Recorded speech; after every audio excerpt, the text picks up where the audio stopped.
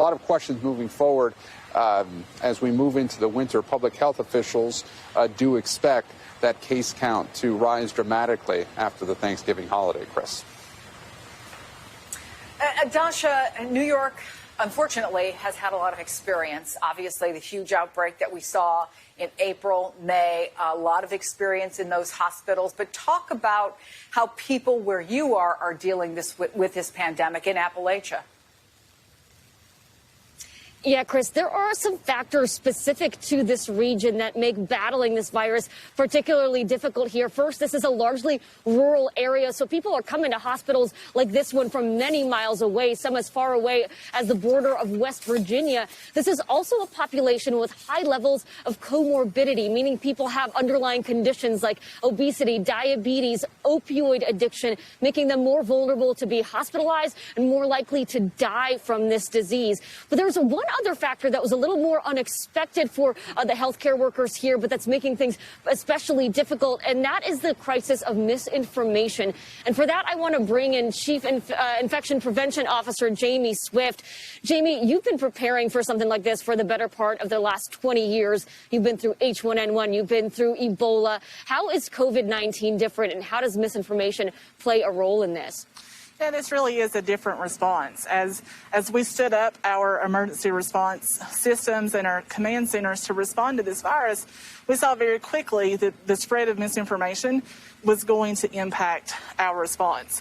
We know that the spread of misinformation is costing lives. We have patients that may not come in until the last minute because they still just believe this isn't true. So as we respond to the virus, as a health system, we've had to very quickly develop a response to the misinformation. We've partnered with our local mayors, our local leaders, spent a lot of time trying to be proactive and really fight that misinformation so that people can understand, this is what's going on, help them understand this is the truth of the virus, and look to us to be a source of truth. How concerned are you about the consequences of some of the gatherings that may have happened yesterday because people didn't heed those warnings to keep their family gatherings, their neighborhood gatherings more limited?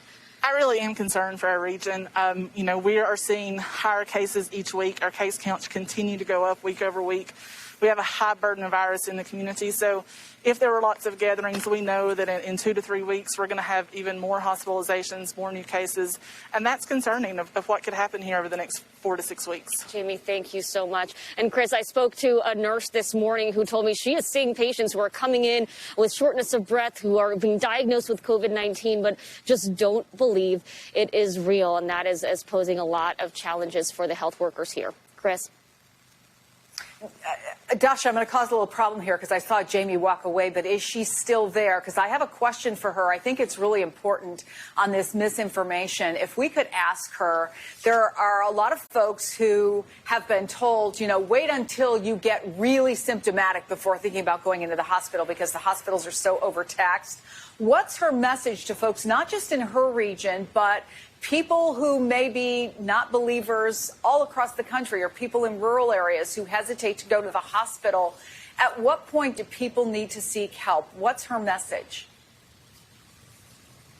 Yeah, let me ask her that now. Jamie, our host Chris Jansing has a question for you. What is your message to people who might not believe in this thing and are waiting until the last minute, not just in this area, but all across this country, who, at what point should they come and seek help to make the jobs of the staff here easier and make them more likely to have their life saved? I think there's a couple of messages there. So first and foremost is testing. So go get tested, even with those mild symptoms. You need to know if you have this. You need to know if you're spreading this. So certainly be tested. If you start feeling really sick, if you've been tested, you're positive, or even if you haven't, certainly if you're having trouble breathing, if you're getting weak, not eating, unable to keep food down, come in, be evaluated. Let's see what's going on. Let's see if it's COVID or something else, but certainly come to the hospital and seek care. Come as early as possible. Yes. Your chances of survival are going to be better. Absolutely. All right, Chris, there you have it. That is the message. Dasha, thank you. Thank you, Jamie. Thank you, Gabe Gutierrez in New York as well. We've got a lot more ahead. We've got new NBC reporting just out this morning on former intelligence officials sounding the alarm.